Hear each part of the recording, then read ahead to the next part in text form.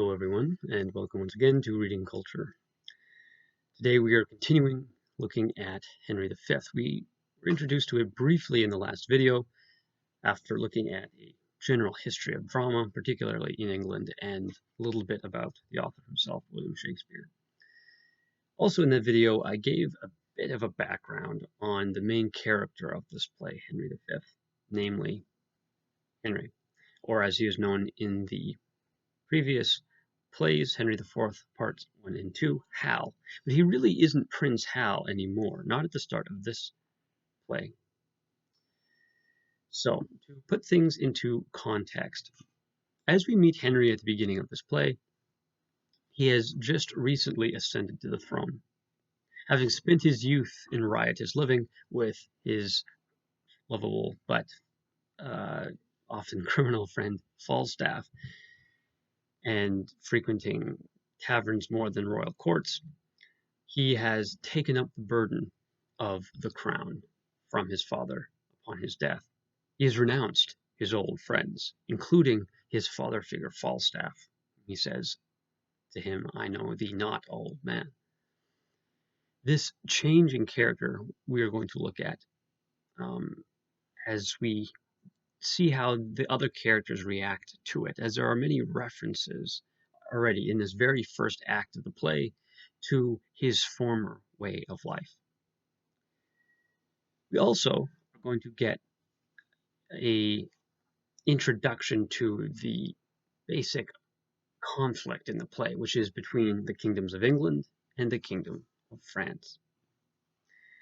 This, of course, is very old. At the time of the writing, of course, Shakespeare is living in a time period where the two countries are not particularly friendly. And in the time period in which it's set, right, this is the early 15th century, we are in the famous 100 Years' War, which is really a series of conflicts that lasts around over 100 years, and is related to claims upon the throne of France by the kings of England. You see, the King of England, Edward II, had married the daughter of the King of France. That king, eventually, his direct heirs died, meaning that it seemed that his grandson, through his daughter, should be the king. Well, that was the King of England, Edward III.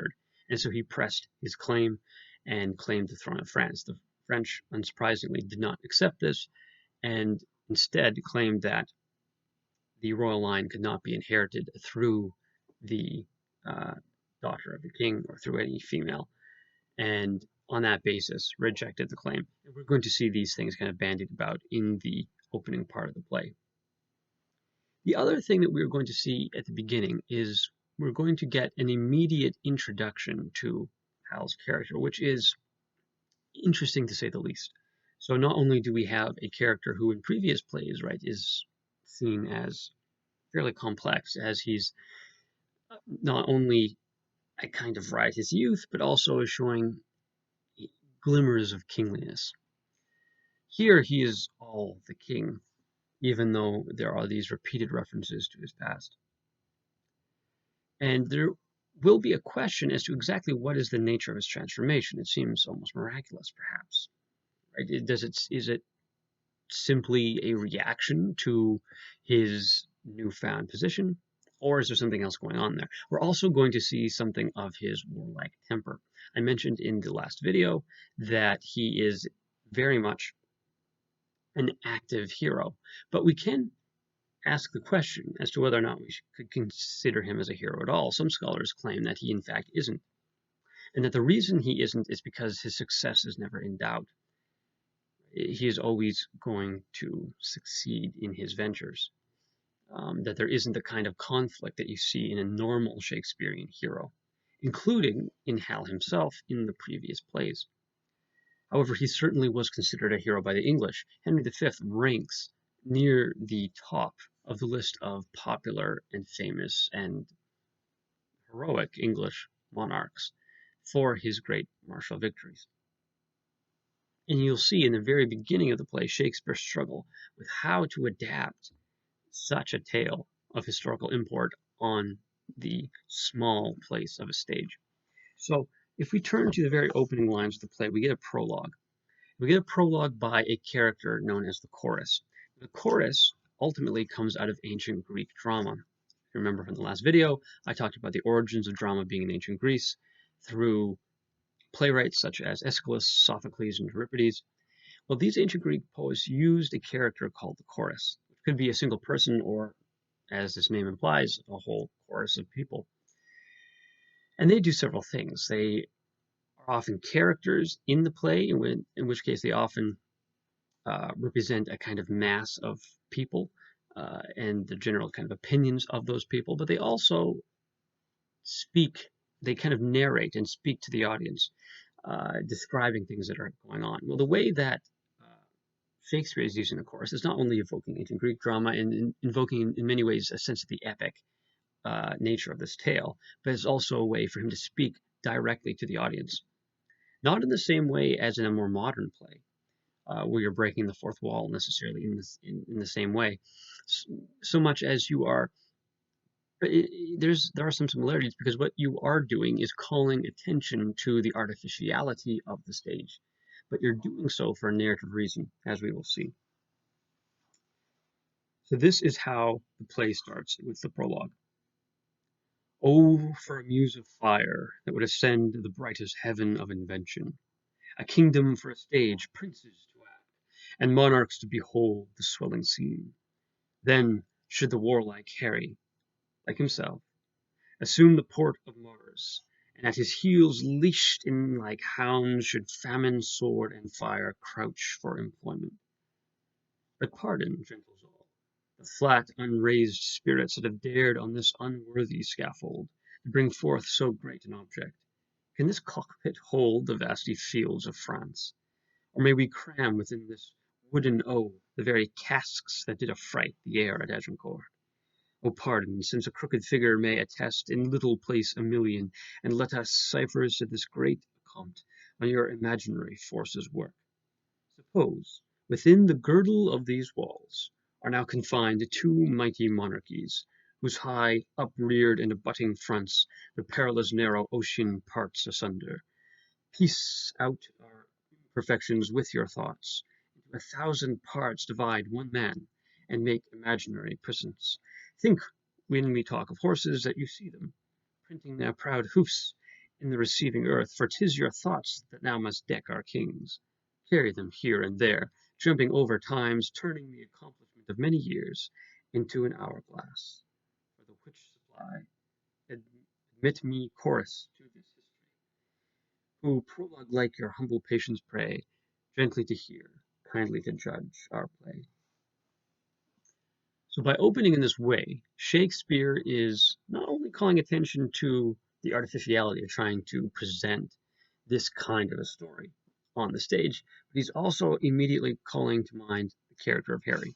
So first he invokes the Muse. So the Muses are these ancient Greek and Roman goddesses of poetry that are usually invoked by the ancient epic poets. So Homer begins the Iliad, right? Sing, muse the wrath of Achilles. Here we have sing, oh, for a muse of fire, right? Fire being this highest element, right? And related to the kind of inspiration that would be regarded as a source of poetic invention. Right? And he wants it to ascend to the highest heaven. And he's asking for a kingdom for a stage, and princes to act, and monarchs to behold the swelling scenes. These all will be played, but only stage-like. And then we get the introduction to Harry, that is to say, Henry, right? Described as warlike and like himself, right? To assume the port of Mars, the god of war, right? He's taking on this warlike aspect. And the idea is that at his heels are leashed these hounds, the hounds of famine, of sword, and of fire. So immediately, even though this is going to be a kind of grand patriotic piece in many ways, we're seeing Shakespeare call attention to these hounds of war, famine, sword, and fire. Right? And that they're crouching there waiting for employment to be employed in the war. And then he asks for the pardon of the audience, right? Saying that this is an unworthy stage on which to present such a story. Right? Can this cockpit hold the fields of France? Right? And can you cram within this wooden O? That's the O of the theater, right? Which is round. as you can see if you go to the reproduction of the globe today. Right? Can this hold? Cast it affright the air at Agincourt. Agincourt, of course, is the great battle that Henry will win, and that we see at the end of the play. Right? He's indicating, like, how can this possibly hold this? And so he craves pardon of the audience. And he asks them to suppose that within these small walls, all these great monarchies and all these great oceans and things can be contained. And he also notes this compression of time, of many years compressed into an hourglass. And this kind of compression it's a part of any kind of storytelling. So finally, he ends by begging the patience of the audience that they may judge fairly this play. Well, let's judge the next scene. So the first actual scene after this prologue begins with two bishops, the bishops of Canterbury and the bishops of Ely. And they're discussing the current state of the kingdom, but also the state of their king. It begins with Canterbury saying, "My lord, I tell you that self-bill is urged, which in the 11th year of the last king's reign was like, and had indeed against us passed, that the scrambling and unquiet time to push it out of further question. How, my lord, shall we resist it now?" responds the Bishop of Ely. "They are being asked for money for war." And so at the very beginning, we see that war is at the center and the fact that Hal is looking for it. But at the same time, if we look a little bit further down, we see that he's described as a true lover of Holy Church. So we see that he's not trying to steal money from the church, but nevertheless, he does want their support. Now we're going to get a bit of a sense of how this transformation of Hal, from Prince Hal, the riotous youth, to King Henry, right, noble king. This is at about line 25 or so. Canterbury says, "The courses of his youth promised it not, namely that he would be a true lover of the church. The breath no sooner left his father's body, but that his wildness, mortified in him, seemed to die too. Yea, at that very moment, consideration, like an angel, came and whipped the offending Adam out of him, leaving his body as a paradise, to envelop and contain celestial spirits. Never was such a sudden scholar made, never came a reformation in a flood, with such a heady current scouring faults, nor never hydra-headed wilfulness so soon did lose his seat and all at once, as in this king." So this description is not described in necessarily natural terms. Right? He's saying that even though his whole youth did not promise that he would be like this, no sooner did the breath leave his father's body as he died, but that this wildness had mortified in him, it died in him. Right? With his father died his wild youth. Right? And he says at this moment, this kind of new consideration, like an angel, right? It whipped the offending Adam out of him. Adam, the first man, the man responsible for the fall. That it's almost like his fallen nature is taken out. And his body is paradisical, almost as though he's as innocent as he was in Eden. We'll see if that seems to be an accurate description. Right? His body is now containing celestial spirits, and he's suddenly become a scholar, which he wasn't before. And again, he's saying that never came such a reformation of character in such a flood. In other words, so suddenly, right? That his willfulness is described as a many-headed hydra, right? This creature from Greek myth that has many heads, and you cut off one and another takes its place. That was his willfulness, and yet it's overcome. And it loses its seat all at once, as in this king. So again, what does this say about the nature of Henry's character? Right? It's almost like a religious conversion. It's almost in a sense like he's being portrayed like a saint. Right? His character's reformation is so sudden, and he's being described in terms so elevated.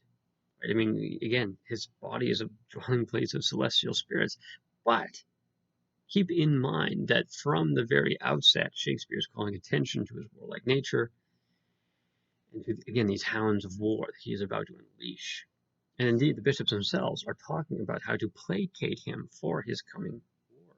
So it's not actually quite clear what kind of a hero Hal is at the outset, although, again, he is described as, whatever he is, a reformed person and a person of the highest character, even if that is a warlike character. Of course, we're going to see how that manifests itself in a moment. So they go on, in many ways, praising the king and talking about this bill related to funding for the war. However, when we move on to scene 2, we get the introduction of the king himself, as well as many of his other nobles. So the king would like to speak to the bishops, and he says that before he wants to hear the ambassador, he would of some things of weight that task our thoughts concerning us in France. So he wants to hear from the bishops about France. Well, the bishops are about to give him what he wants. But Henry warns him. He says, "My learned lord, we pray you to proceed and justly and religiously unfold why the law Salic that they have in France or should not bar us in our claim, that is, the claim to the throne of France. God forbid, my dear and faithful lord, that you should fashion, rest, or bow your reading, or nicely change your understanding soul with opening titles miscreate, whose right suits not in native colours with the truth." In other words, don't bend the truth just to appease me. "For God doth know how many now in health shall drop their blood in approbation of what your reverence shall incite us to. Therefore take heed how you impawn our person, how you awake our sleeping sword of war. We charge you in the name of God, take heed, for never two such kingdoms did contend without much fall of blood, whose guiltless drops are every one a woe, a sore complaint, against him whose wrong gives edge unto the swords that make such waste in brief mortality. Unto this conjuration speak, my lord, for we will hear, note, and believe in heart that what you speak is in your conscience washed, as pure as sin with baptism." So while simultaneously telling the bishops, do not lie, do not fabricate the truth, be completely truthful as to whether or not our claim to France is legitimate. Because he says, you will awake my sword. My sword of war is sleeping, but you will awake me to war. And he notes very much there will be much drops of blood. Right? He even calls it a waste in many ways. Right, this brief mortal life, and yet at the same time it's something he's fully willing to do. And the bishops give him the answer. So they go in a very long exposition, primarily Canterbury, saying that the Salic law does not in fact apply to France, it applies to a region that is now in Germany, and that the kings themselves of France usurped the throne and did so basing it on the claim of the female line. So what we see here is a kind of interesting scene, and it's played in different ways. So it's sometimes played comedically, that this is supposed to be deliberately boring, and possibly it is. But you should note that even if it is in some ways possible to play it comically and to take it as kind of humorous in its boring tediousness, nevertheless it is important, because here Hal is being justified. Henry is being given the reason why he can rightly and justly make war on France.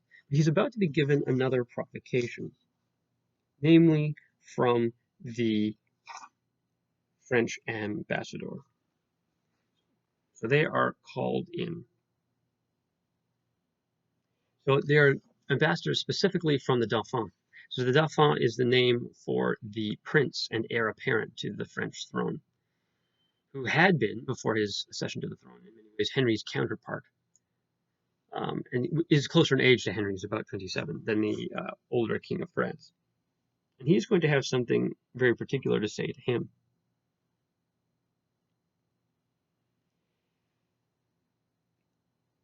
So he's presented with a chest, and he's also presented with a message. And the chest is full of tennis balls, very popular noble sport.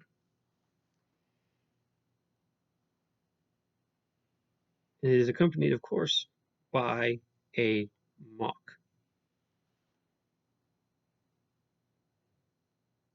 The ambassador relays this message, that he sends him this ton of treasure, and that in lieu of this desire, you let the kingdoms that you claim hear no more of you. In other words, he's saying play with these tennis balls. He also tells him that he savors too much of his youth. In other words, he's indicating that he is not truly the man and king, and he ought to content himself with these kinds of toys rather than with real war. We'll see how Henry will respond to this. So he says, "We are glad that this is Act 1, Scene 2, at about line 260. We are glad the Dauphin is so pleasant with us. His present and your pains we thank you for.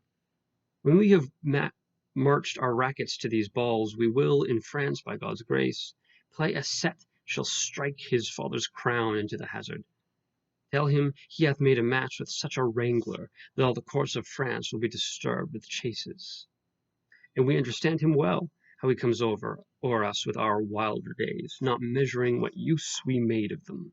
We never valued this poor seat of England, and therefore, living hence, did give ourselves to barbarous license, as 'tis ever common that men are merriest when they are far from home." So immediately, of course, he's going to make a play on the sense of telling him that you should be playing with tennis balls, right? He's going to say that he's matched his racket to these balls, he will play a set, right, in tennis, right, by analogy, that will actually strike the crown right off of the head of his father, and that he has made a match, right, a contest, as it were, with someone who will disturb all of France with it. And then he notes that in the mockery, right, his wilder days have been brought up. He says that he recognizes that he did have these wilder days, but then he says, not measuring what use we made of them. So Henry is really arguing that his wilder youth has actually set the stage for his present character, that he actually made positive use of them. And then he says that we never valued the pursuit of England, the sense being that he does now, right? And therefore living hence to give ourselves to barbarous license. So he admits that he gave himself to barbarous license, again, drinking and rioting and what have you. But he's kind of defending it here. He's indicating that, well, he doesn't necessarily agree with that behavior anymore, that nevertheless it had a positive outcome. And he knows the men are merriest when they're far from home. And he continues, "But tell the Dauphin I will keep my state, be like a king, and show my sail of greatness when I do rouse me in my throne of France. For that I have laid by my majesty and plodded like a man for working days, but I will rise there with so full a glory that I will dazzle all the eyes of France. Yea, strike the Dauphin blind to look on us, and tell the pleasant prince this mock of his hath turned his balls to gunstones, and his soul shall stand sore charged for the wasteful vengeance that shall fly with them. For many a thousand widows shall this mock out of their dear husbands, mock mothers from their sons, mock castles down, and some are yet ungotten and unborn that shall have cause to curse the Dauphin's scorn." So again, he's going to build, the rhetoric is building up,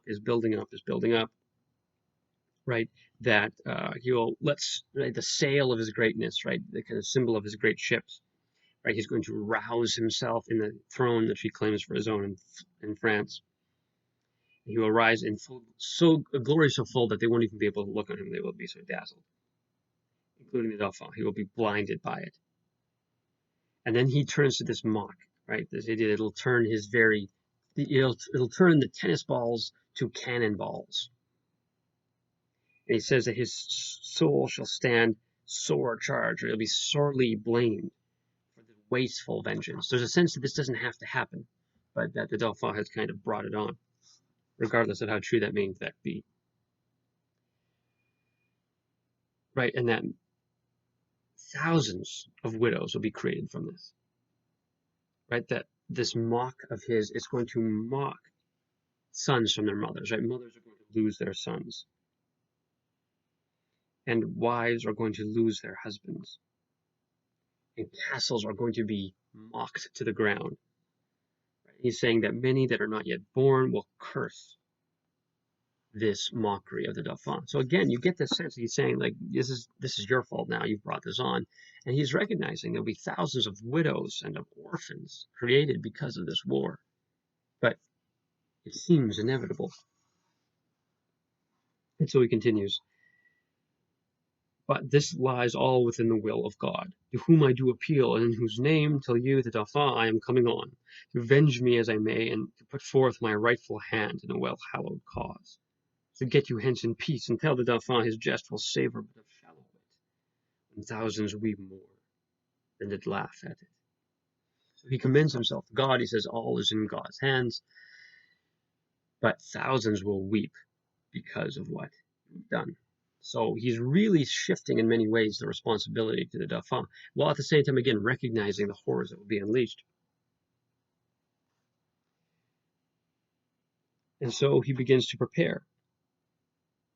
Right? He says, we hope to, in responding to his uncle Exeter, who says that this was a merry message, he says, we hope to make the sender blush at it. This is the very end of the first act. Therefore, my lords, omit no happy hour that may give furtherance to our expedition. For we have now no thought in us but France, save those to God that run before our business. So again, he's constantly subordinating his military aim to this kind of higher aim. Or at least that's how he's framing it. Right? He's saying that above all is God, but beyond that, prepare for war. Therefore, let our proportion for these wars be soon collected, and all things thought upon that may with reasonable swiftness add more feathers to our wings. For God before will chide this Dauphin at his father's door. Therefore, let every man now task his thought, that his fair action may on foot be brought. So, the stage is now set really for the rest of the play. We have the argument. Now, you have to note that for Shakespeare's audience, of course, they know what will happen.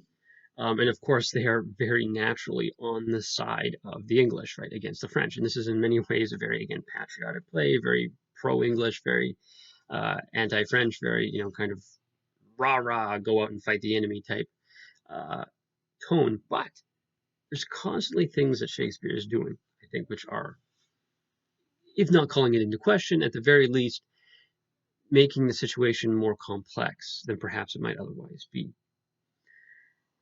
So again, the construction of this first act is essentially that we have a provocation, right? First, we have a justification on the part of the bishops to say that, yes, you are the rightful king of France and may with good conscience claim it as your own.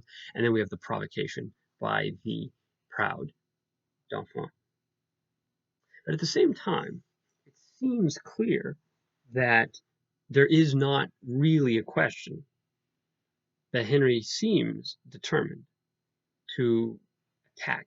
And he does so, again, in full knowledge. So all these constant references to the Hounds of War, to famine, fire, and sword, to widows and orphans that will be made from this action.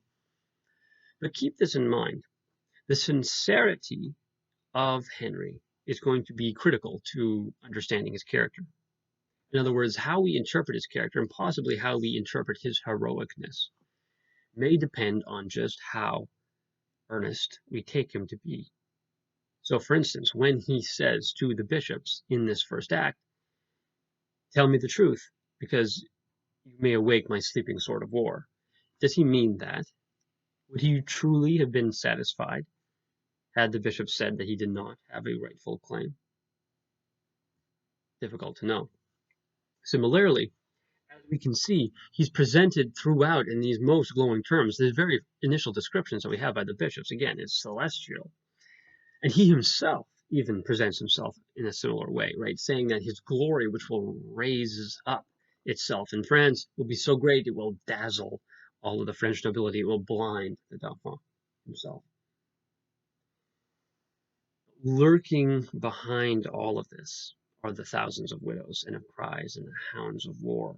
Now, keep in mind, of course, this is a very different cultural period. War is a very natural and typical part of foreign policy, you could say, in this period. The sacking of cities, the burning of towns, right? This kind of violence is considered just part of war. There is no Geneva Convention. There are no war crime tribunals. And yet, it's worth considering whether Shakespeare is wanting the reader to, at the outset, not simply accept the narrative, right, of justification and provocation and now glorious war, that maybe the consequences of these kinds of actions should be considered, and how, while he may continually be described in these glowing terms, Henry, this great king of England, that nevertheless there are things lurking in his character which are worth considering. Again, he's clearly courageous and brave. What vices might accompany those virtues?